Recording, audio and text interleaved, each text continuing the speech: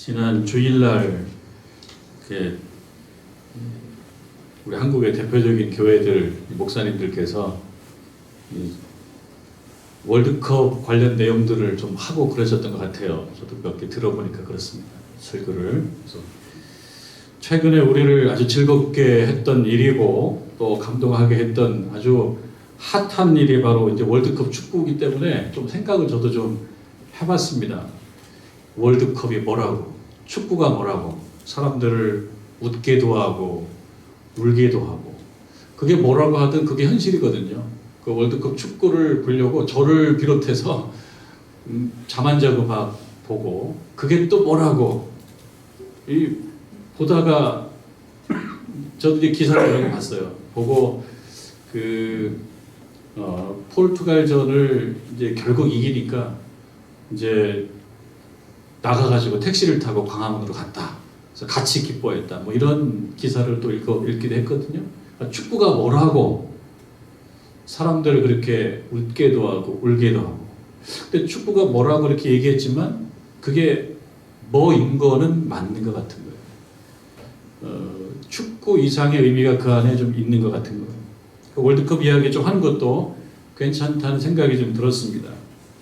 대한민국 축구가 16강에 이렇게 올라가게 된 것이 참 극적이었습니다. 이 얘기를 하자면 저도 할 말이 많습니다. 왜냐하면 공부를 많이 했기 때문에 왜 극적인지, 또 그 경우의 수 싸움을 했고 확률 싸움을 했고 그랬거든요. 그걸 제가 공부를 해서 다 머릿속에 있어서 이 말씀 드리려면 할 말이 많지만 이건 좀 넘어가겠습니다. 아주 극적이었다.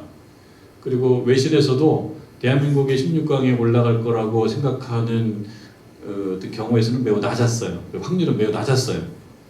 그러니까 매우 극적이었습니다. 그런데 16강에 올라가서 16강 전은 또 매우 안타까웠습니다. 세계 랭킹 1위인 브라질과 16강전을 하게 됐습니다. 보통 상식적으로 우리가 알고 있는 뭐 기본적인 생각을 하면은 이기기가 힘든 팀이에요. 결론적으로도 이기지 못했습니다.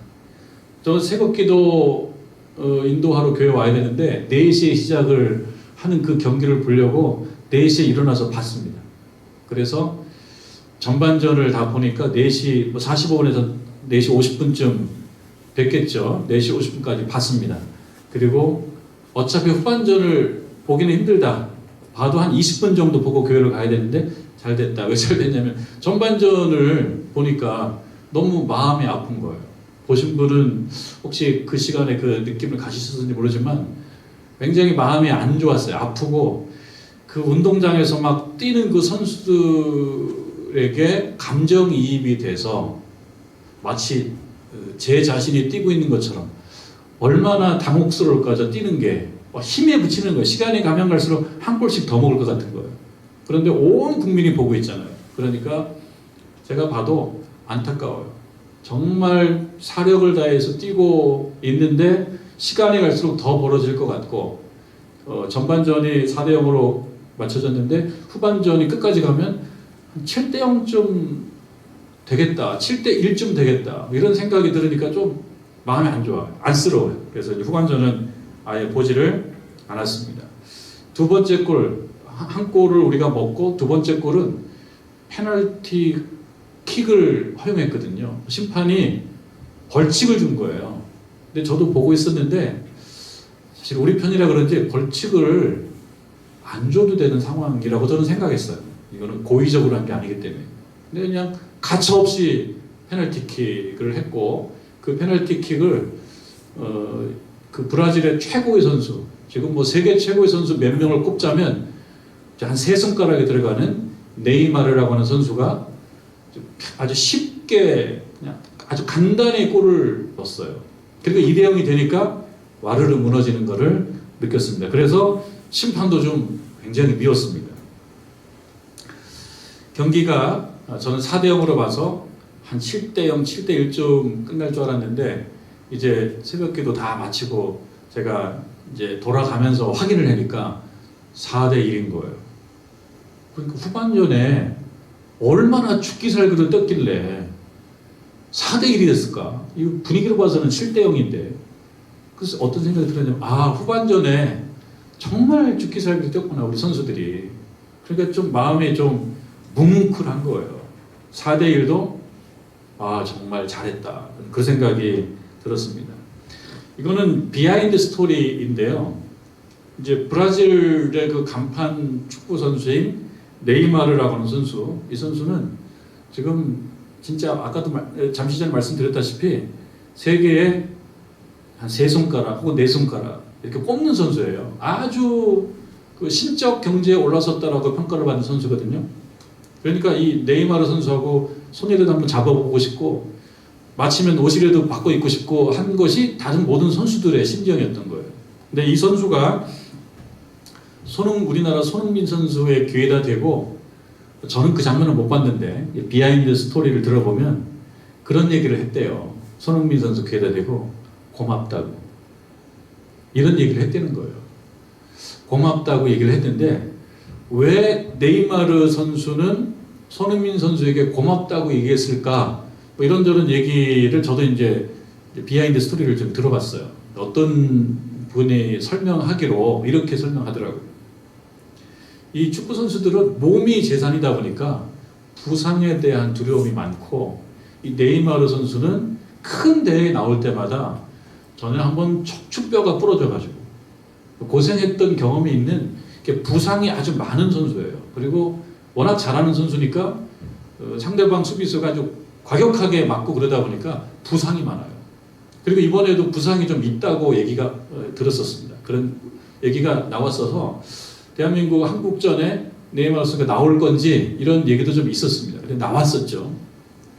부상에 대한 두려움이 많은데, 그래서 이번에는 그냥 이 월드컵은 쉽게 좀 넘어가는 게 안 될까라는 생각을 네이마르가 좀 가졌다는 거예요.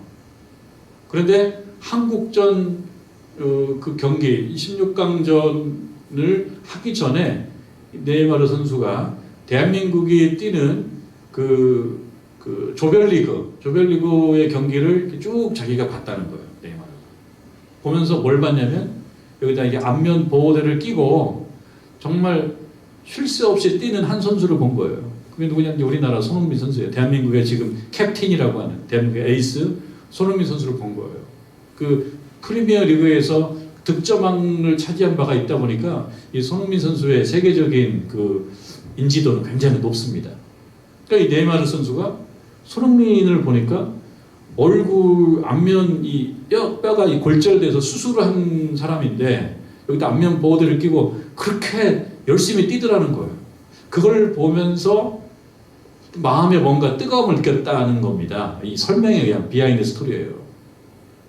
축구에 대한 그 어떤 열심, 축구에 대한 어떤 구도자적인 마음, 그리고 이제 이건 국가대항전이다 보니까 국가에 대한 애국심, 이런 그걸 보면서 축구만 본 것이 아니고 축구 이면에 있는 어떤 애국심과 최선과 헌신과 이런 것들을 보면서 축구에 대한 자신의 생각을 조금 다시 재확인했다. 그래서 나도 열심히 해야 되겠다. 이런 생각을 가졌다는 겁니다. 이게 비하인드 스토리예요.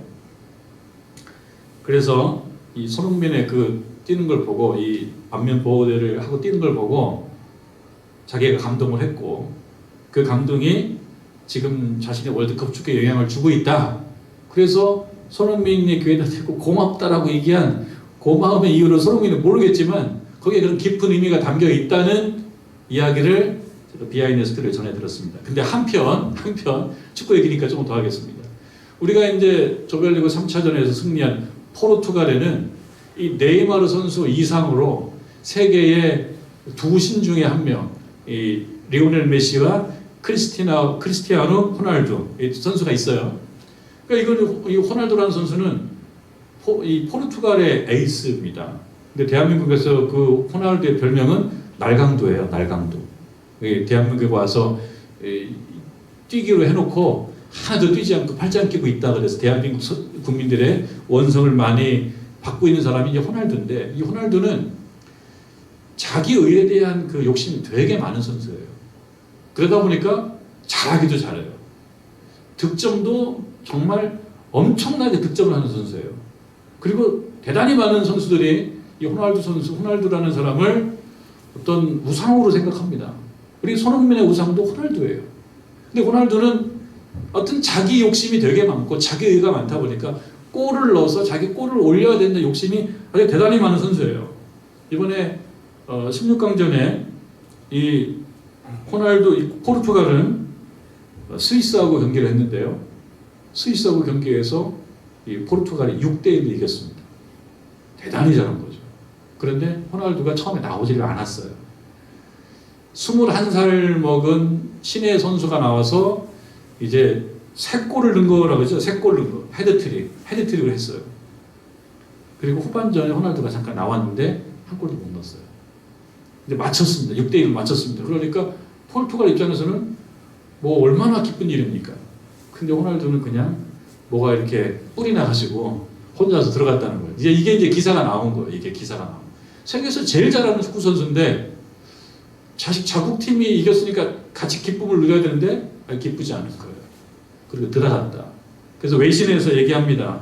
포르투갈 선수들은 경기 후 관중들에게 인사하며 세레머니를 펼쳤는데 호날두는 먼저 라카룸으로 하겠다. 이렇게 독일의 빌티지에서 이렇게 얘기한 것이 또 기사에 나왔어요.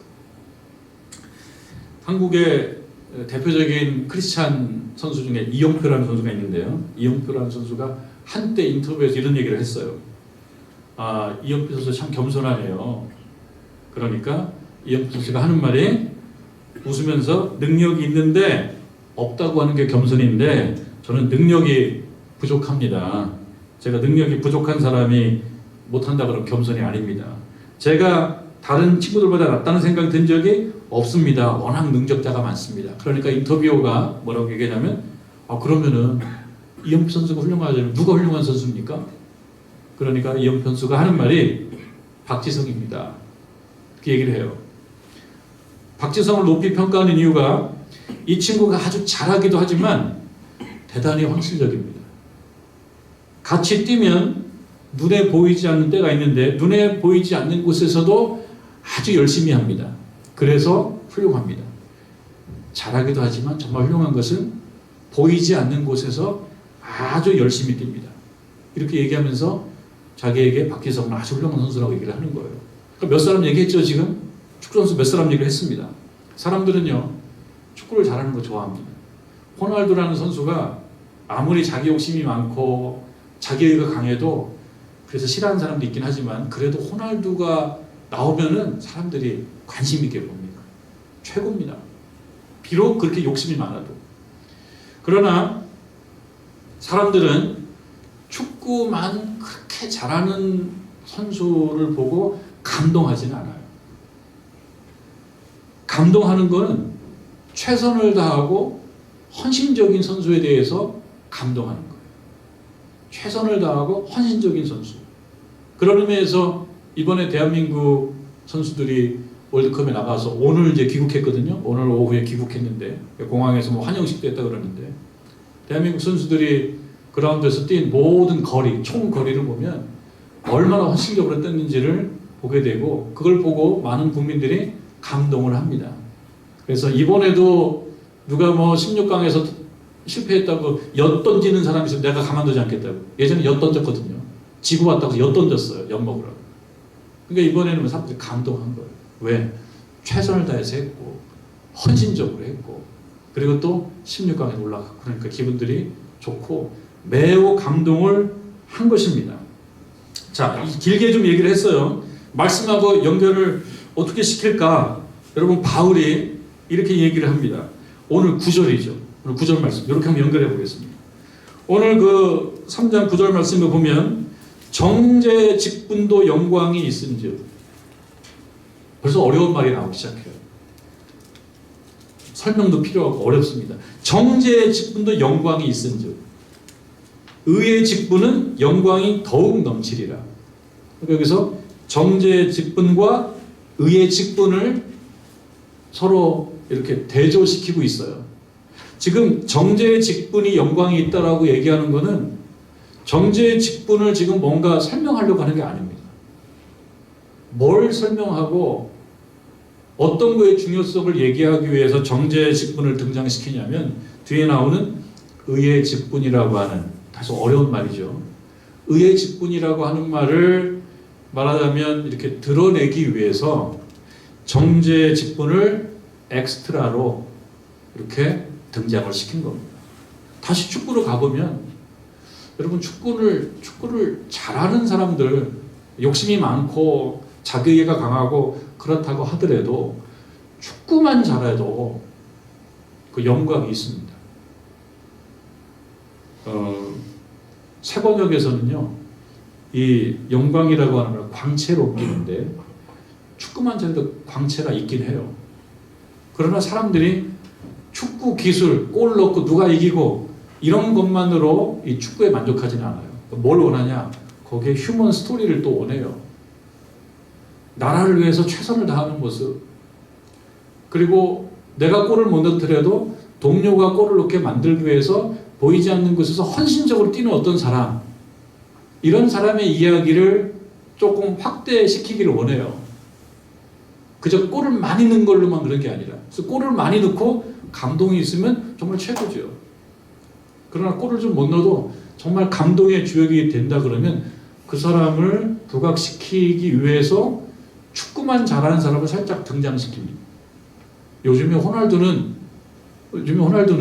지금도 세계 최고의 선수지만 감동을 주는 선수를 부각시키기 위한 엑스트라로만 지금 나오고 있어요. 그러면서 좀 아쉬움이 있죠.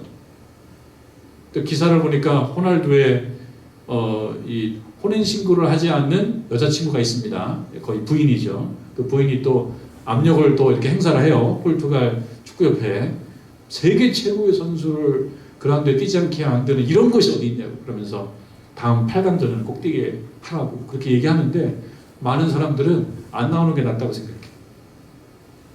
왜냐하면 감동을 안 줘요. 감동. 그래서 오늘 이 정죄의 직분을 등장시킨 거는 정죄의 직분에 대해서 박수를 치려고 등장시킨 게 아니고 어떤 게 중요하다는 얘기를 강조하기 위해서 이 정죄의 직분을 등장시키냐면 의의 직분이라고 하는 것을 강조하기 위해서 정죄의 직분을 등장시킵니다. 그러면 정죄의 직분이 뭐냐? 7절 말씀에 한번 보죠. 7절 말씀. 돌에 써서 새긴. 뭐 벌써 약간 좀 예상이 되죠. 돌에 써서 새긴 거는 뭐예요? 십계명이죠. 그리고 구약의 율법이죠. 구약의 율법을 돌에 써서 새긴이라고 표현을 합니다. 돌에 써서 새긴 율법 이렇게 얘기해도 될 텐데 여기서 돌에 써서 새긴 율법이라고 그냥 표현하는 게 아니라 돌에 써서 새긴 그 다음에 무슨 율법이라고 나와요? 죽게 하는 율법. 이 율법이 죽게 하는 율법이라는 거예요. 죽게 하는 율법 조문의 직분도 이것도 영광이 있다는 거죠. 그래서 말하자면 모세가 시내산에서 율법을 하나님으로부터 받고 내려오다가 그 백성들이 모세 얼굴을 보니까 거기 뭐가 있다고 그랬어요? 광채가 있다고 그랬단 말이죠. 영광이 있다고 그랬어요. 그래 모세가 뭘 갖고 왔습니까? 율법을 갖고 왔는데 그 율법은 결과적으로는 어떤 역할을 하게 했냐면 죽게 하는 기능을 했다는 거죠. 죽게 하는. 근데 그 돌에 써서 새긴 죽게 하는 율법 조문의 직분도 이런 광채가 있고 영광이 있는데 그래서 이어집니다.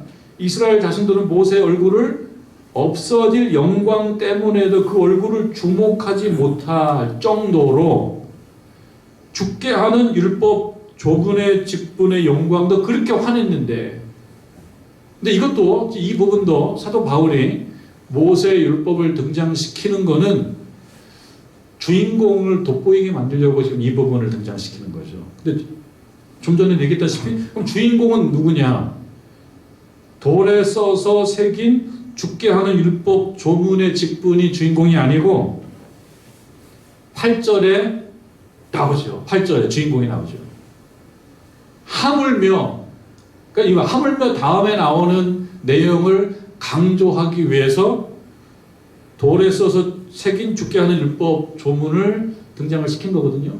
그 그러면 8절에 나오는 하물며 이것은 더하지 않겠냐? 더 밝게 빛나지 않겠냐? 그럼 더 밝게 빛나는 것은 무엇이냐? 축구로 얘기하면 축구만 잘하는 것도 이렇게 영광이 있는데 축구를 잘하면서 동시에 뭡니까?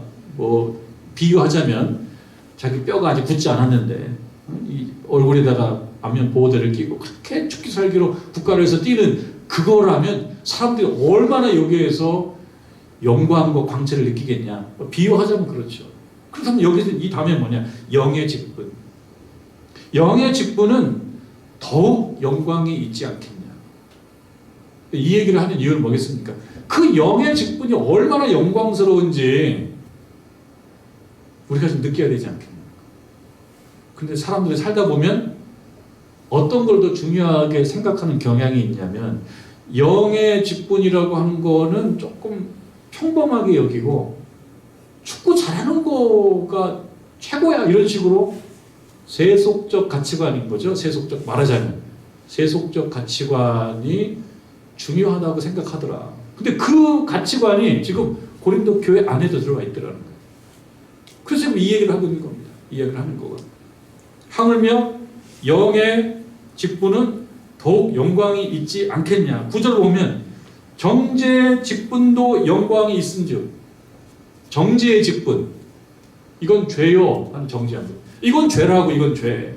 이것도 중요한 거죠. 우리가 살면서 무엇이 잘못됐는지를 정확하게 지적해 주는 것도 너무나 필요한 거 아닙니까? 그러니까 이 나라의 사법제도가 참 중요하죠.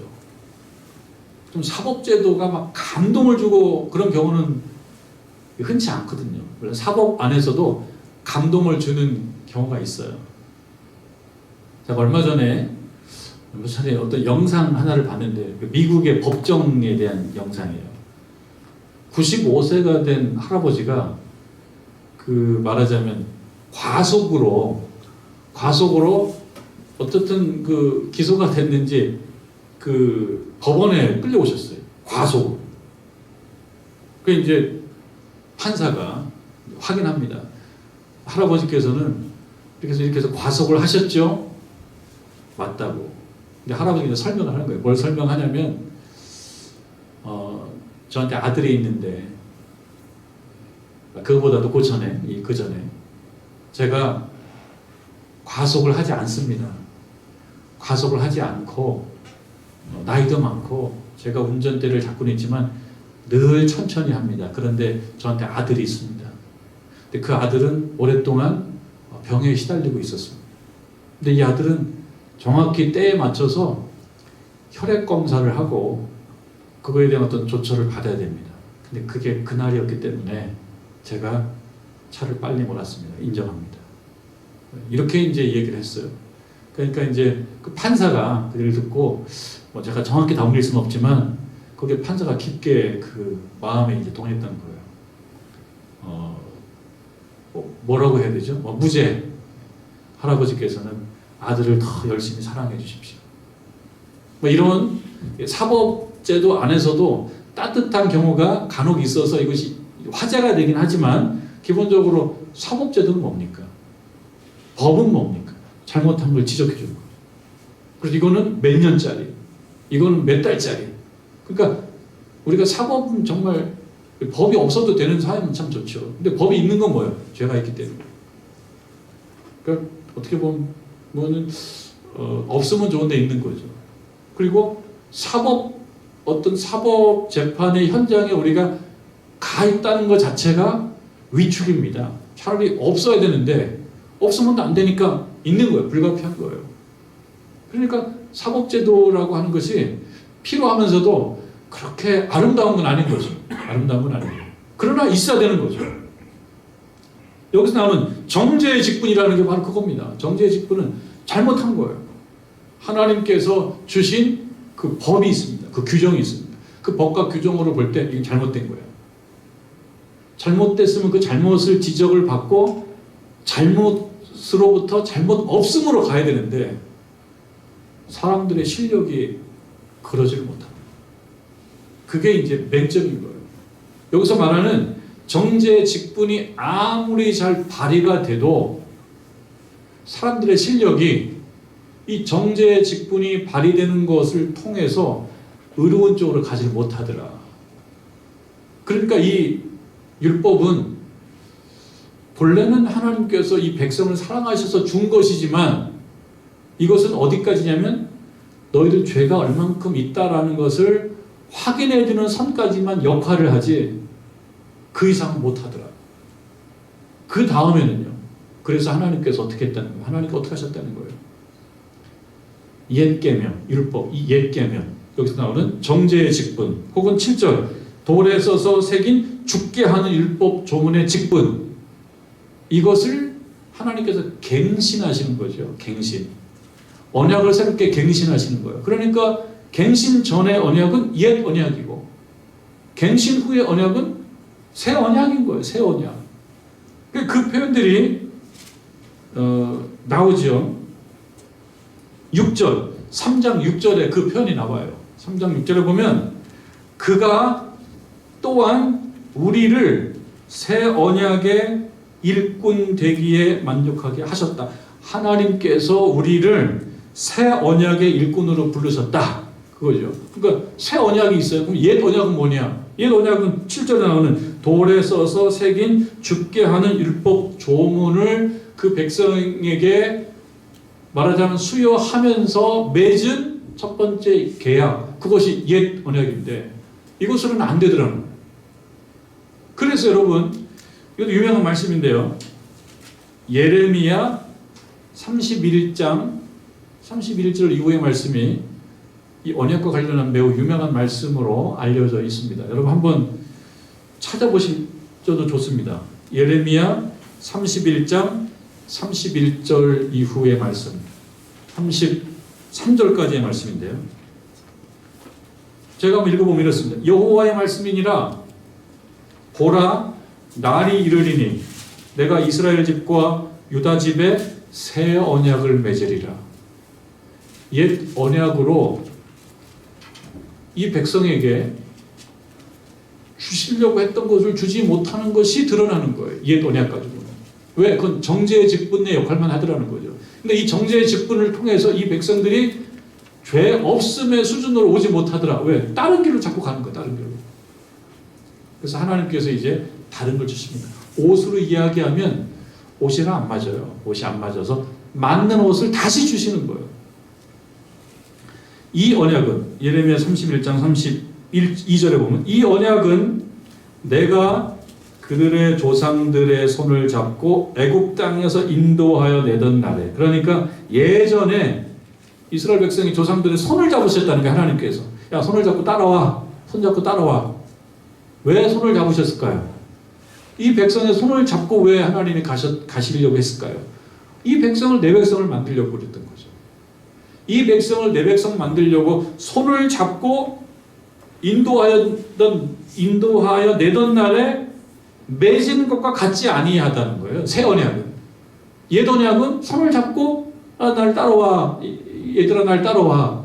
그래서 이 백성을 내 백성 만들려고 갔던 이 첫 번째의 이러한 계약은 이 백성들이 자꾸 다른 데를 바라보고 손을 놓고 다른 데로 가버리는 거예요. 손 잡고 가는데. 하나님 손을 딱 치고 손 놓고 다른 데로 가버려요. 손을 잡고 가는데. 그래서 이어집니다. 맺은 것과 같이 아니할 것은 내가 그들의 남편이 되었어도, 여기서 남편이라고 하는 말은 아주 가까운 존재, 사랑을 하는 존재를 표현합니다. 남편이 되었어. 내가 이 백성의 남편이 되어서 이 백성의 손을 잡고 잘 안내하려고 했는데 그들이 내 언약을 깨뜨렸다. 하나님께서 이제 말씀하신 그들이 내 언약을 깨뜨렸다. 그러니까 이 백성들을 내가 그냥 버리겠다 이렇게 가는 게 아니라, 그래도 이 백성은 내가 내 백성을 삼아야 되기 때문에 언약을 갱신할 수밖에 없었다는 말씀을 하시는 겁니다. 내 언약 깨뜨렸습니다. 여호와의 말씀이니라. 그러나 이날 후에, 깨뜨린 후에 내가 이스라엘 집과 맺을 언약은 이러하니, 언약을 서로 맺어요. 곧 내가 나의 법을 그들의 속에 두며, 그러니까 돌판에 새긴 게 아니라는 거죠. 그들의 속에 두며 그들의 마음에 기록한다. 이제는 마음에 기록한다는 거죠. 이것도 추상적이긴 해요. 우리가 이해의 어떤 뭐라고 할까, 이해의 시야를 넓게 해야지 이해할 수 있는 말이에요. 추상적이니까요. 마음에 기록한다. 마음에 기록한다. 그들의 속에 둔다. 겉에 두는 게 아니라 속에 둔다. 겉에 뒀더니 이게 쭉 버리고 가더라는 거예요. 겉에 뒀더니. 속에 두면 버릴 수가 없어요. 실력이 부족해도 버릴 수가 없어요. 속에 두면. 근데 겉에 두니까 버리고 가버려요. 그래서 새 언약의 특징은 뭐냐? 부족함에도 불구하고 하나님의 백성으로 안전하게 살 수 있는. 그러나 그렇다고 해서 혼나지 않는 건 아니에요. 도망가지 못하게 했다고 해서 혼나지 않는 건 아니에요. 혼이 나긴 하죠. 근데 그들의 속에 두며 그들의 마음에 기록하여 나는 그들의 하나님이 되고 그들은 내 백성이 될 것이라 여호와의 말씀이니라. 이 계약이 이제 새 계약이죠. 새 언약이죠. 새 언약. 근데 이 새 언약 하나님께서 이제 마음에 그 말씀을 기록한 이 새 언약의 신약적 구체화, 이 새 언약의 신약적인 구현, 구체화는 무엇이냐? 그게 그리스도의 탄생이고 그리스도의 죽음이고 그리스도의 부활이라는 거예요. 그래서 이 그리스도의 탄생과 그리스도의 십자가와 그리스도의 부활이 복음, 그리스도 복음의 핵심인 거예요. 그것은 무엇이겠습니까? 죽이는 어떤 조문이 아니고 살리는 마음판에 새긴 말씀이라. 그것이 이제 그 새로운 새 언약입니다. 그러니까 이 새 언약은 얼마나 빛나겠냐. 근데 그 새 언약의 일꾼으로 부름받은 사람이 누구냐? 바로 나라는 거죠. 사도 바울이 한 얘기예요. 내가 새 언약의 일꾼이다. 하나님께서 그리스도께서 새 언약의 근거요, 새 언약의 핵심 내용인 그리스도께서 나를 부르셨으니 이거야말로 충분한 게 아니겠냐. 이 말씀을 하는 거예요. 사도 바울이. 근데 왜 이 말을 하고 있냐? 이 고린도 교회에 문제가 있는 거예요. 고린도 교회. 말하자면은 우리가 전에 읽은 말씀들인데 말하자면은 거짓 교사들이라고도 볼 수 있고 그 다음에 2장 5절 말씀 보면 근심하게 한 자 이렇게 볼 수 있고 그러니까 고린도 교회에 근심하게 한 자 또는 거짓 교사들이 들어와서 이 거짓 교사들이 내세우는 어떤 기준이 있어요. 말하자면 근심하게 한 자들, 거짓 교사들 내세우는 기준, 이 기준에 자신들이 부합한다고 얘기하면서 자신들의 교사됨을 증명하고 동시에 사도 바울과 같이 스스로 사도 바울이 생각할 때 새 언약의 일꾼인 자신에 대해서는 뭘 적용하려고 그러냐면 추천장 있냐? 추천장 없잖아. 믿을 만한 어떤 사람이 추천해준 추천장이 없는 사도 바울이 여기서 얘기한 것들이 이것이 무슨 권위가 있냐? 이렇게 얘기하면서 사도 바울을 공박하면서 동시에 사도 바울만 공박하는 게 아니라 사도 바울이 전하는 그리스도 복음을 건강하게 받아들이지 못하게 하더라는 거예요. 그래서 이거에 대한 강조, 설명을 위해서 바울이 지금 하는 얘기가 그겁니다.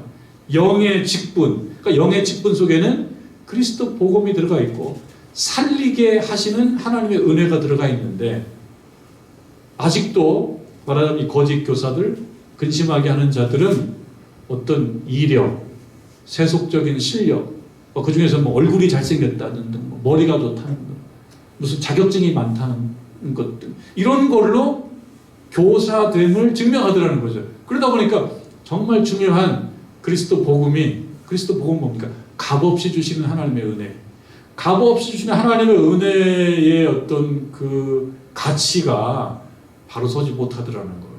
그래서 이 부분을 사도 바울이 바로 잡고자 하는 것입니다. 우리들도 그러면은 우리가 뭐 설명을 많이 했습니다만, 공부 설명을 많이 했습니다만, 우리들도 어떻게 된다는 겁니까? 그리스도가 새 언약의 일꾼으로 우리를 부르셨다 그러면 뭡니까? 우리들의 어떤 외모나 또는 지식이나 자격증을 보고 부른 것이 아니다. 예. 축구를 잘하면 좋죠. 축구를 잘하면 좋은데 축구만 잘하는 사람은 사람들에게 감동을 못 준단 말이에요.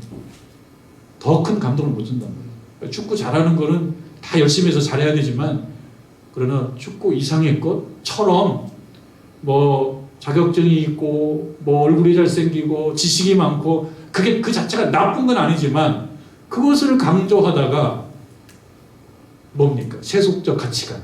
신앙에 있어서 세속적 가치관만 교회에 가득하게 만들어 놓는다? 이것처럼 큰 잘못이 어디가 있는 거예요. 그거에 대한 분명한 지적을 하고 있습니다.